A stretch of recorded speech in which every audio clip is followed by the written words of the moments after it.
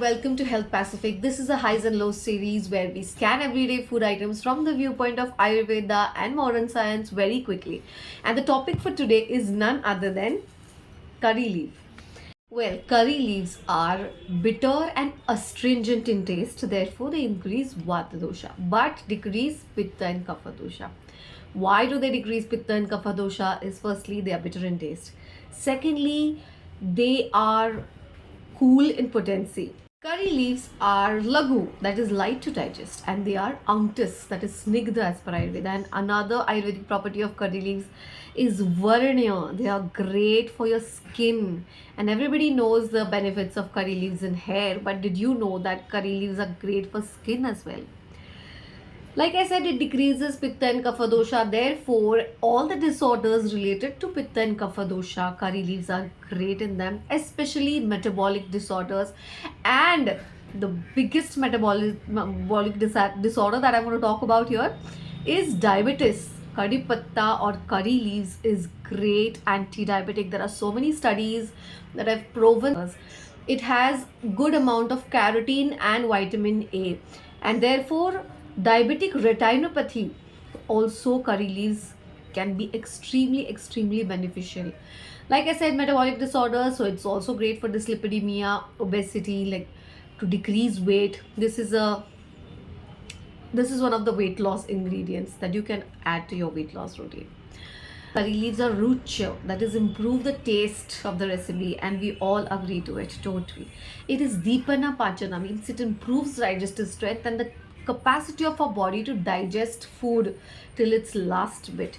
And of course, it is definitely important for detoxification as well, removing the toxins from the body. And because it has katu vipak, what is katu vipak? It's pungent taste after digestion. So post digestion taste conversion is pungent, and therefore it is great for obesity, or like I said, conditions like dyslipidemia, diabetes.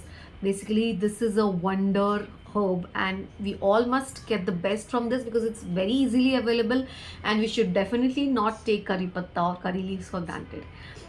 And most of us are guilty to remove this curry leaves while we are consuming them in our dishes.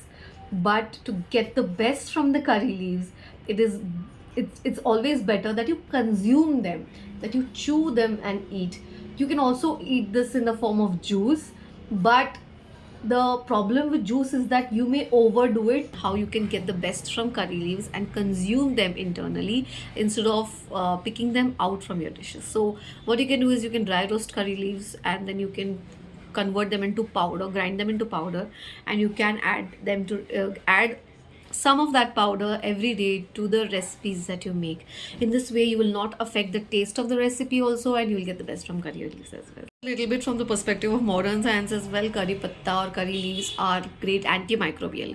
They are hepatoprotective, good for your liver. They're nephroprotective, so good for your kidneys as well. There is a range of things like they are anti-inflammatory, but what's most important is they're rich in antioxidants, and therefore in various diets, like most of the times, curry patta is going to bring the best to you health wise. Speaking of nutrients, also curry patta has a good amount of calcium, it has good amount of vitamin C, I've already mentioned carotene and vitamin A. That's why it's good for eyes. Curry patta also has oxalates. Now let's talk about the lows of curry patta. Like I said, any healthy item, if overconsumed, is going to show deleterious effects on your body and your health. And same goes with curry patta. Despite of its n number of health benefits, if you overconsume curry patta, it is not going to be beneficial for you. First of all, overconsumption may lead to increase in vata dosha. So especially people with vata prakriti, they are going to experience ill effects of it. If you overconsume curry leaves just because it's good for you, drinking and gulping down juice of curry patta continuously is going to it may lead to bloating. So disorders related to digestive system mainly, and mainly vata related disorders related to digestive system. I hope you're getting my point. So do not overconsume this. I mentioned that curry patta or curry leaves has a considerable amount of oxalate. So if you have a tendency of developing kidney stones, you might want to limit the use of curry leaves. If you have recurring kidney stones, you might want to take a look whether you're eating oxalate rich foods a lot. There is so much more to talk about curry leaves, but this is all we can quickly cover. I hope this video was helpful. Please share it with people you love. I will see you again very soon with another regular ingredient that we will scan from the lens of Ayurveda and modern science. Until then, take care. Bye bye.